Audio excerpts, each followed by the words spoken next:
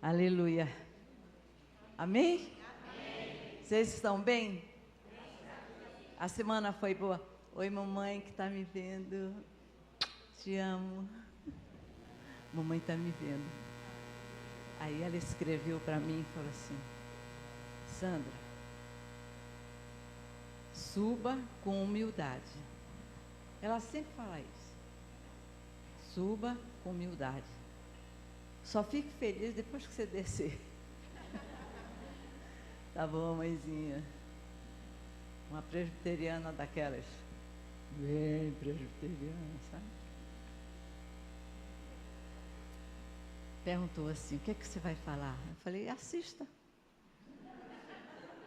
Assista. Não, vou assistir, vou assistir. Ela é uma bênção. Bênção. Ontem, eu estou vendo aqui essas janelas lindas. Foi de ontem isso, né? Deve ter sido lindo. Eu e Paulo, infelizmente, não pudemos participar. Paulo assumiu, e eu junto, a parte espiritual de uma associação em Valinhos. E para não chocar com o nosso culto de domingo, as reuniões lá acontecem no sábado, às 7h. E então, sábado, os trabalhos de sábado, nós estamos sempre lá em Valinhos, para não tumultuar a ordem. Não, tá bom, obrigada. Muito obrigada, querida. Então, não pudemos vir ontem, foi uma pena, estou vendo que foi muito bom. E cadê meu irmão? Cadê o marido da Sol? Eu não lembro o nome dele. Hã? Olha, você se soltou hoje porque ela não estava. Você se soltou hoje porque ela não estava. Porque nós mulheres somos terríveis. Nós começamos a olhar assim. Como quem disse, vai falar mais? Foi? Foi? Ah, Jesus. Mas não, mas você foi muito bem, gostei. Foi bom, né? Hã? Não, não precisa ser mais do que foi hoje, não. Tá bom. Aí eu fiquei pensando muito a respeito de uma palavra para hoje. E eu tenho 3 palavras tão lindas, mas já separei para as próximas vezes que o pastor Léo me der a oportunidade de falar. E o texto que eu escolhi, já está aí? Pode colocar?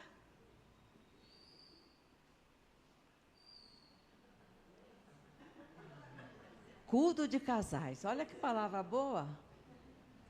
Trazer um prato doce ou salgado para a confraternização. Ah, falando nisso, a próxima vez eu acho que somos eu e Paulo, né? Somos nós, amor? Aí nós vamos fazer um telequete aqui. Bem preparados. Cadê a palavra? Vou ler, hein? Achou? Foi bom, foi bom, foi bom. Mas também o casal é uma bênção, não tem como a palavra ser ruim. Quem falou mais ontem, a Angélica ou o Hugo? Foi assim, dividida, equilibrada? Não acredito. Nunca é. Foi? Então brigaram em casa e combinaram. Você não fala isso. Você... Tá bom. Pronto? A palavra está em Jeremias 29:11. Ah! Eita. Podem ler?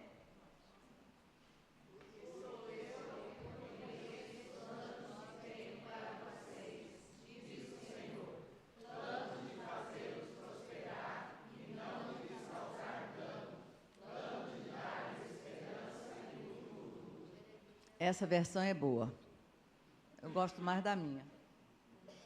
E aí eu vou ler a minha que diz assim: porque eu bem sei os pensamentos que penso de vós, diz o Senhor, pensamentos de paz e não de mal, para vos dar o fim que esperais. Queridos, nós já estamos entrando no último mês do primeiro semestre. E logo estaremos nos encaminhando para o final do ano. E aí corre, né? É ladeira abaixo. E está tudo muito corrido, tudo acontecendo muito depressa. E eu já falei para o Paulo algumas vezes, já me arrependi de ter desmontado a árvore de Natal. Tem que montar de novo. Está chegando e está tudo correndo. E agora são as festas juninas, e depois é primavera, e depois é dia da criança, e depois é não sei o quê. E... Já teve Páscoa, ovos de Páscoa? Já passou isso? Já? Nem vi. Paulo, você não me deu um ovinho. Foi, eu também não vi. Como as coisas andam rápido. Eu sei que o Senhor disse que o tempo seria abreviado, mas o problema é que, com certeza, todos nós, no começo do ano, fazemos aquela listinha de projetos para 2026. Quem fez a sua? Por favor, você está na casa do Senhor, não minta. Quem fez a sua lista? Só pouca gente, né? Tá bom, pois você vai ter que fazer uma hoje. E aí nós começamos a olhar essa lista e começamos a nos sentir frustrados, porque algumas coisas nós ainda não recebemos de Deus, algumas coisas nós ainda não obtemos e algumas coisas nós nos esforçamos para ter. São coisas que dependem de Deus exclusivamente, outras dependem de Deus e da nossa ação. E tem coisas que dependem somente de mim. Depende somente de você. Por exemplo, você colocou na sua lista, emagrecer 10 quilos. Não cutuque a sua irmã que eu estou vendo. Nós fizemos e colocamos isso lá. Mas a gente não para de comer certas coisas. Isso depende de quem? De Deus ou de você? Depende de mim. O prato que eu vou comer, a comida que eu vou escolher. Como, por exemplo, quero fazer o concurso que abriu para tal lugar. Mas você não estuda? Deus vai estudar por você? O Espírito Santo te lembrará o que você precisa saber se você estudar. Ter disciplina para ler a Bíblia e orar. A Edmel Williams colocou uma livezinha curtinha, onde ela diz, acorde 15 minutos antes, todos os dias, e se dedique a ler a Bíblia e orar. 15 minutos. Eu falei, Edmel, você foi muito boazinha. Mas se você começa com 10 minutos, 15 minutos, daqui a pouco esse tempo será pequeno. Porque você vai começar a sentir a ação de Deus na sua vida quando você ora e você começa a querer orar mais, a ler um texto da Bíblia com afinco, perseverança, anotações. Nessa altura do ano, nós já começamos a ficar desanimados e aquilo que era responsabilidade nossa, recebe um pensamento negativo, que é olhar um copo meio vazio. E nessa manhã, eu quero te desafiar a ver esse mesmo copo que está com a água pela metade, que você tem até agora visto como meio vazio, como um copo meio cheio. Ainda dá tempo para fazer isso. Cancele os velhos desejos. Pegue sua lista e diga assim, isso aqui não foi realista. Risque. Vá arriscando. Diminua, assim, perder 10 quilos para perder 3. Se você conseguir 3, você já vai ficar bem feliz. Aí você renova a lista. Perder mais 3, mais 2. Porque cada um tem um ritmo de vida e aquilo que eu desejo nem sempre é compatível com a minha realidade. E eu preciso me adaptar à minha realidade. Entregue as suas frustrações, os seus sonhos naufragados, a falta de possibilidade, de dinheiro, de ajuda, de apoio. Entregue tudo a Deus. Vocês cantaram um louvor? Eu anotei aqui uma frase. O que Deus libertar, livre então será. Somos muitas vezes, queridos, prisioneiros dos nossos sonhos, prisioneiros dos nossos desejos inalcançáveis, prisioneiros de projetos que não têm a aprovação do Senhor. No novo projeto que você escreverá, você vai precisar fazer a diferença. Sugestões e lições aprendidas por outras pessoas devem sempre nos encorajar para novos empreendimentos e para propósitos de um novo tempo. E ainda dá tempo. Outra coisa que você vai precisar fazer ao fazer essa listinha nova é: teus sonhos, teus projetos visam te enriquecer ou enriquecem o reino de Deus? Isso é fundamental. Você conhece gente que mudou de emprego, começou a ganhar 10 vezes mais e sumiu da igreja? Porque ele não precisa de mais nada. Ele tem mamon, ele tem dinheiro, ele tem riqueza. Ele não precisa de mais nada porque o que ele tem lhe basta. Então, quando nós temos, a Bíblia diz que você tendo o que comer, o que vestir, e graças a Deus, pelo que eu sei, pelo que eu vejo aqui, todos nós temos um teto sobre a nossa cabeça. Então, mamon pode me dar o quê? Pode me tirar da casa do Senhor e dos caminhos dele. Então, você comece a pensar: Senhor, o que eu estou te pedindo, o que eu estou projetando para a minha vida, vai enriquecer o reino também? Ou vai enriquecer somente a mim? A segunda coisa, os teus sonhos, os teus projetos, eles vão abençoar você ou também vão abençoar a sua família? Que isso é um caminho de divórcio. E divórcio não é só entre marido e mulher, não. Quantos filhos se divorciam dos seus pais na hora que eles têm um poder? E aí, eu não preciso mais do meu pai, posso pagar meu aluguel, comprei meu carro, ou comprei meu apartamento, eu ganho muito bem. Pai e mãe passam então a ser aquela visita eventual do domingo. Eles deixam de ser conselheiros, eles deixam de ser companheiros, eles deixam de ser o amigo, o colo, o suporte, o socorro. Porque já são mais velhos, né? Ai, não entendem nada do que a gente está vivendo hoje. Eles não têm como me ensinar o que eu preciso saber, mas eles têm amor. Eles têm um amor capaz de morrer por você. Então, quantas vezes aquilo que nós pedimos a Deus não abençoa os nossos filhos, nossa esposa, nosso marido, nossos pais, nossos irmãos, a igreja? Teus sonhos vão fazer da tua rua, do teu bairro, da tua cidade, um lugar melhor? Eu tenho tido uma experiência muito forte com o meu filho, um homem adulto, que mora num lugar que Deus tem usado ele para transformar a quadra que ele mora, em Brasília.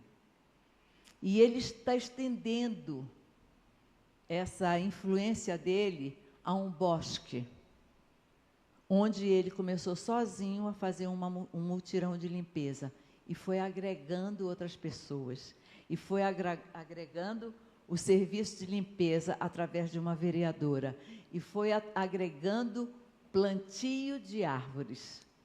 Uma pessoa que começou. Então, o teu sonho Você faz alguma coisa para ele acontecer, e ele acontecendo, ele vai abençoar a tua rua, ele vai abençoar o teu bairro, a tua cidade para ser um lugar melhor, a tua igreja pode ser melhor pelo sonho que você tem. Mas muitas vezes nós sonhamos, gastamos energia, dinheiro, tempo, projetos, e tudo dá errado. Jeremias 29:11. Porque eu bem sei os pensamentos que eu penso de vós, diz o Senhor. Pensamentos de paz e não de mal, para vos dar o fim que esperais. Eu acho esse texto maravilhoso, porque é preciso lembrar que muitas vezes nós destruímos os nossos sonhos por descuido, por má vontade, por indiferença, por vaidade, por orgulho, por mágoas. Destruímos. Casamentos são desfeitos, relacionamentos são feridos, empregos onde não demos o máximo são destruídos, amizades que paramos de procurar, dons dados por Deus que nós não cuidamos com fidelidade e não usamos mais.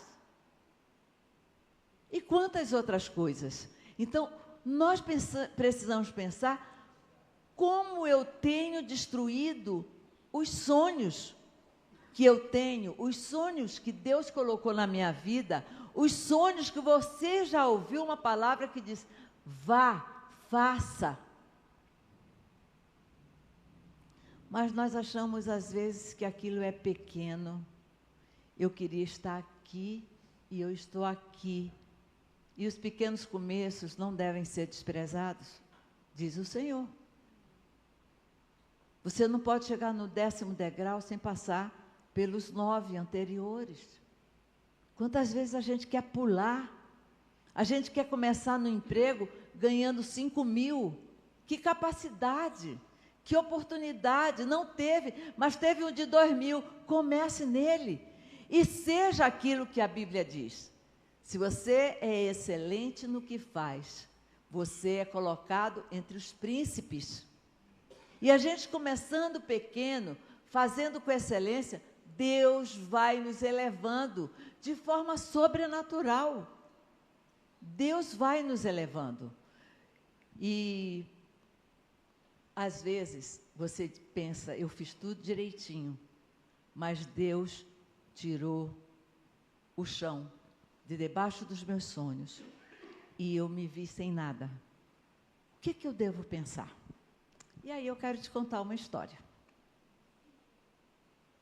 Quero te contar a história de um homem que estava num barco, em alto mar. Não devia ser tão alto o mar, mas ele estava num barco. E ele sofre um naufrágio. E tudo que ele tem afunda. Talvez você já tenha conhecido essa história. Talvez você já tenha tido um barco que naufragou. E aquele barco afunda, e aquele homem, ele era um homem crente, ele era fiel a Deus, ele era dizimista, ele era honesto, ele era um homem íntegro, mas ele vê tudo que ele tem afundar. E ele se agarra no que sobrou e consegue chegar até a praia. E ali na praia, aquele homem se ajoelha e chora, e ele faz a pergunta que nós fazemos, Senhor, por quê? Por quê? Por que comigo? Porque eu? Senhor, onde eu errei? Eu por acaso estou pecando? Meu barquinho estava lá tão bonitinho, tudo arrumado, tudo certo, afundou.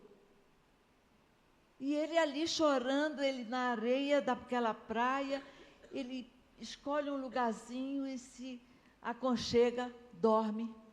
E quando ele acorda, ele vê que o mar levou para a praia os destroços.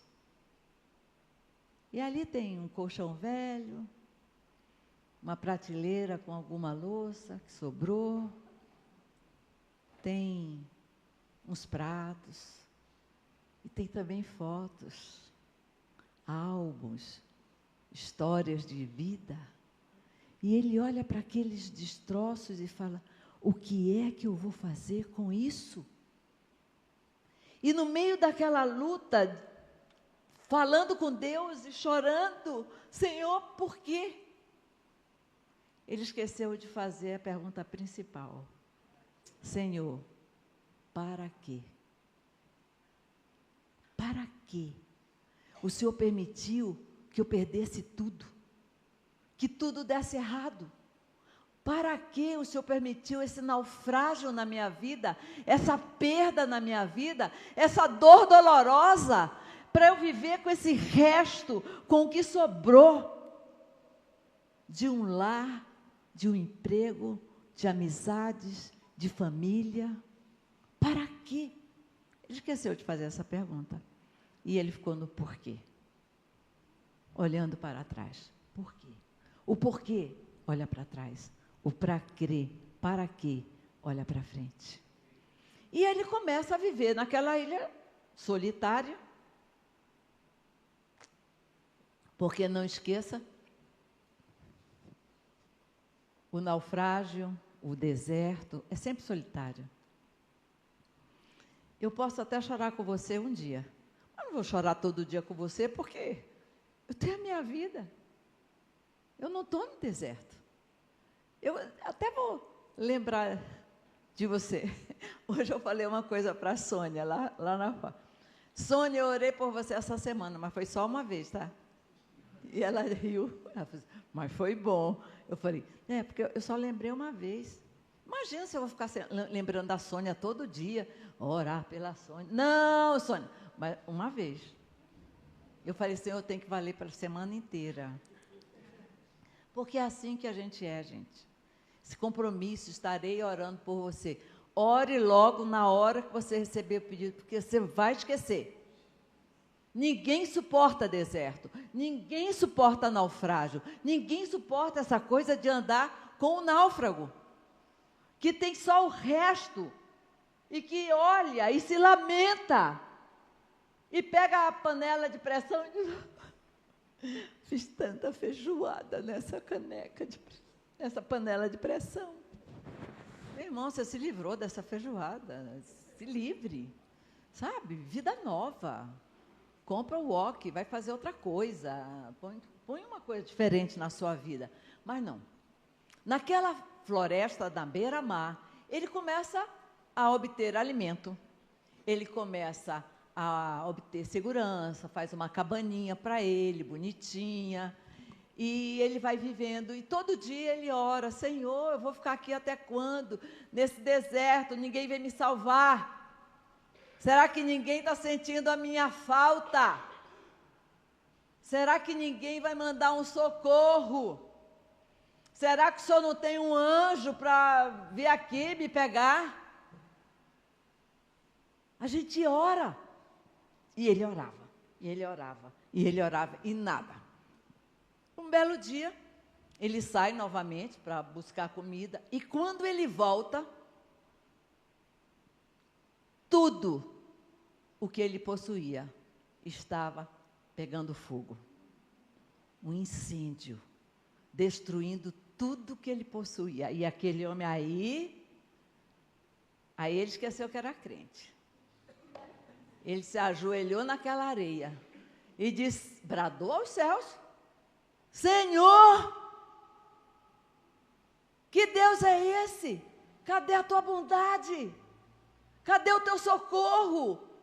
Eu estou aqui destroçado, estou me reconstruindo, e o incêndio destrói tudo. E ele chora, chora. De repente, ele escuta do mar uma voz. Ô, aí da praia! Aí da praia! Ei! E ele olha, é um homem no barco. Ele, vem aqui! E ele vai até a beira-mar. E o homem do barco falou, vim te salvar. Ele, como me salvar? Eu estou aqui há meses, anos. Passei meus aniversários sozinho. Passei as festas de Natal sem uma pessoa me visitar. Passei dias doentes aqui sem ninguém para me socorrer. E o Senhor aparece do nada. E o homem do barco fala assim, não foi do nada. eu vi a grande fogueira que você fez pedindo socorro. E acabou a história.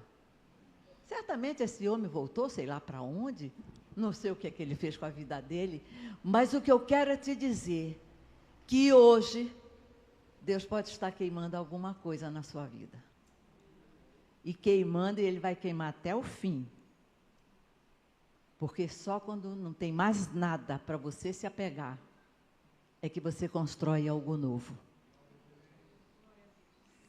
Você precisa saber que Deus é que tem pensamentos bons a teu respeito.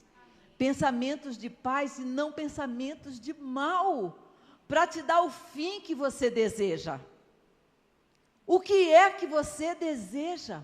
O que é que você está buscando do Senhor? Porque Ele diz, porque eu bem sei os pensamentos. Primeira coisa, Deus pensa em mim, pensa em você. Eu achei isso maravilhoso. Eu falei, imagina Deus sentado num alto e sublime trono, pensando na Sandra. Tadinha da Sandra com aquele joelho. Pede todo dia para eu curar ela. Vou curar não. Ela que opere. Ou então ela sinta dor para saber que quando ela está fraca, aí é que ela está forte. Mas Ele pensa em mim. Mas eu preciso acreditar que os pensamentos dEle a meu respeito são bons. Ele não é mau. Eu sei os pensamentos. Pode ser que nenhuma outra pessoa pense em você e que você se sinta sozinha no mundo, mas Deus pensa em você. Diga, Deus pensa em mim. E Ele pensa como um pai pensa no filho. Quem tem filho aqui, levante a mão. O que é que você quer para os seus filhos? Coisas boas ou coisas más? O que você é capaz de fazer pelo seu filho? Até onde você é capaz de ir para que ele dê certo, para que ele volte para os caminhos do Senhor, para que ele seja salvo, para que ele seja próspero, para que ele tenha juízo na vida. A principal coisa é orar. Quem não tem filho, tem pai, tem mãe, tem irmãos, tem amigos, pelo qual pagamos preços de oração e até alguns preços mesmo de dinheiro. Porque às vezes nós também temos pensamentos a respeito das pessoas. O que você deseja para quem você ama? A segunda coisa, porque eu bem sei que pensamentos que eu tenho a teu respeito. Entenda, Deus pensa em mim, mas Ele pensa coisas a meu respeito.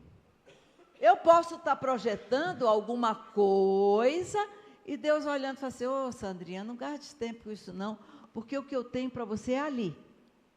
Ah, é, Senhor? Não gosto de ir lá não. Não fala não, problema seu, porque é ali. Ele tem pensamentos a meu respeito. São pensamentos pessoais, não são pensamentos coletivos. Deus pensa em você individualmente. O que Ele te dá, talvez alcance a coletividade, mas Ele diz, eu sei os pensamentos que eu tenho a teu respeito. Não é a respeito do teu pai, da tua mãe, dos teus irmãos, da tua família, do teu patrão, não. São pensamentos a teu respeito. Pode ser um pensamento a teu respeito, que vai alcançar a nação inteira, mas é a teu respeito, porque Ele pensa a teu respeito, Ele te capacita e Ele te usa até você chegar no lugar que Ele quer.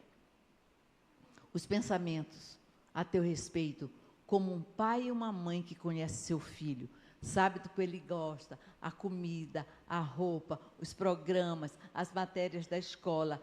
Deus também sabe tudo a teu respeito. Deus também. Eu digo, Senhor, o Senhor nunca me deu para comer jiló, quando o Senhor sabe que eu gosto de moranguinhos. E Ele me livra dos jilós. Porque Ele me conhece. Ele tem pensamentos a meu respeito. Você precisa aprender a viver todos os dias. Senhor, o Senhor tem pensamentos a meu respeito. O que o Senhor pensa para mim hoje? essa semana, esse mês, esse ano. Quando você fizer a sua lista de junho, não aquela doida de dezembro, difícil de alcançar, faça perguntando ao Senhor. E Ele conhece, Ele continua dizendo, eu te conheço mais do que você se conhece, porque o coração do homem é enganoso. Deixa eu dirigir a tua vida. Deixa eu mostrar o que é bom de verdade para você. E Ele tem pensamentos de paz e não de mal. Paz. O mundo pensa, espera e procura a paz. Reuniões do mundo inteiro, reunião ali, para a paz. Que loucura, que paz. Que paz. Paz no mundo. Quando? Só depois que Jesus dominar tudo. Por enquanto, a paz é individual. A minha paz individual vai abençoar o meu micromundo. Paz abençoa meu marido, paz abençoa meus filhos, paz abençoa meus netos, paz abençoa meus pais, paz abençoa meus irmãos, paz abençoa minha vizinha, paz abençoa o meu bairro, paz abençoa a minha rua. Micro. Você é agente de paz? Você se vê como uma pessoa que as pessoas olham e falam assim, gente, como é bom quando ela vem aqui.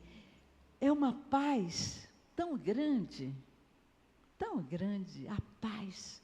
O mundo procura paz e Deus tem pensamentos de paz a meu respeito. Ele não pensa em coisas mais a teu respeito. Ele não pensa em coisas mais a meu respeito. Então, quando alguma coisa ruim me acontece, eu sei que não foi pensamento de Deus, porque Deus não é mau, Deus é bom. Diga, Deus é bom? Deus é bom. E quando coisas ruins me acontecem, Deus permitiu? Permitiu, mas não veio dele. Ele não envia o mal, porque os pensamentos dele são pensamentos de paz e não de mal. E para quê? Para me dar o fim que eu espero.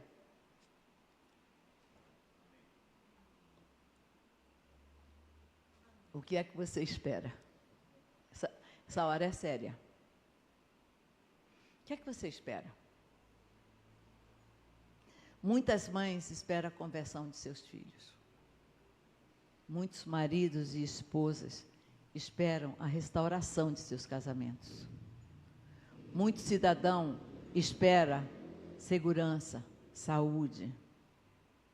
Muitas pessoas esperam uma vaga para uma cirurgia, um tratamento. Muitas pessoas esperam conseguir dominar a sua língua, o seu olhar. Muitas pessoas têm lutado contra um vício de droga, de bebida. Estou falando do nosso povo, tá? Do nosso povo. Muitas pessoas lutam contra a mentira. O que é que você espera? Essa é a hora de você pensar, Senhor, o que é que eu me espero? Eu preciso me libertar da lascívia, da sexualidade desenfreada, eu preciso me libertar do olhar impuro, da visita em sites pornográficos, eu preciso me libertar, eu preciso, para vos dar o fim que esperais. Pode não ser no caminho que você escolheu, que Deus vai fazer o que você espera, mas Ele vai fazer você alcançar aquilo que você deseja. Você precisa saber exatamente o que você deseja, mas o caminho para alcançar o seu sonho pode não ser da forma que você elaborou. Deus sabe como te dar o que você espera. Às vezes é um término de um namoro que te afasta do Senhor. Às vezes, você quer emagrecer, você tem uma diabetes, não pode comer nada que engorda. Aí você fala, oh Deus, agora eu estou magrinha, morrendo de fome. Ele, mas está magra. Agora ele vai curar a diabetes. Porque eu bem sei os pensamentos que eu tenho a teu respeito, pensamentos de paz e não de mal, para vos dar o fim que esperais. O que é que você espera? Deus está aqui, nessa manhã, olhando para o meu coração e para o seu coração. Indivíduos, não coletividade. Ele está olhando para a igreja como um todo, mas Ele está olhando para você como indivíduo. Ele está olhando para cada um de nós como indivíduos. E de cada um de nós Ele quer essa resposta. Filho, filha, o que é que você deseja? O que é que você deseja? Um campo missionário? Uma viagem? Tirar férias? Tratar os dentes? Me reconciliar com minha esposa? Passar no concurso? O que é que você deseja? Entenda que aquilo que atrapalha o seu sonho, Deus vai queimar como um grande incêndio. E você vai dizer, Senhor, por quê? Porque eu vi a grande fogueira que você fez pedindo socorro. Ele fez a fogueira. Ele queimou tudo. E Ele levou o socorro até aquele homem. Já pensou o que é que você deseja? E outra coisa, Deus não é o Deus de um desejo só. Você pode ter mais de um. Você pode ter mais de um desejo. Porque Ele é o dono da prata, do ouro, Ele é o dono de tudo. Você pode ter mais de um desejo. Você pode ter desejo combinado com seu marido, porque vocês dois são um. A respeito de um filho, de um imóvel que vocês querem comprar, de uma viagem que vocês estão projetando há anos, e sempre dá um... Coloquem isso diante de Deus. Um minutinho só, para vocês pensarem nisso. Talvez você precise até anotar. Se você tem a minha cabeça, é para anotar, tá? Porque eu anoto tudo.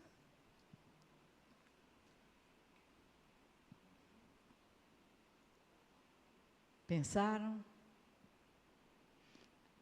Parece que os jovens têm mais sonhos do que os idosos. Por quê? Gente, eu tenho tantos sonhos, tantos projetos. Tanta coisa ainda que eu quero aprender e fazer. Estava comentando com a Francisca que vou fazer um curso de pintura em argila. Para quê? Sei lá. Para aprender. Eu gosto de aprender coisas. Um dia pode ser que Deus use isso. As engrenagens de Deus se movem de forma sobrenatural. E às vezes eu não sei porque estou aprendendo, e mais tarde eu descubro por quê. Ok, vamos orar. Feche seus olhos.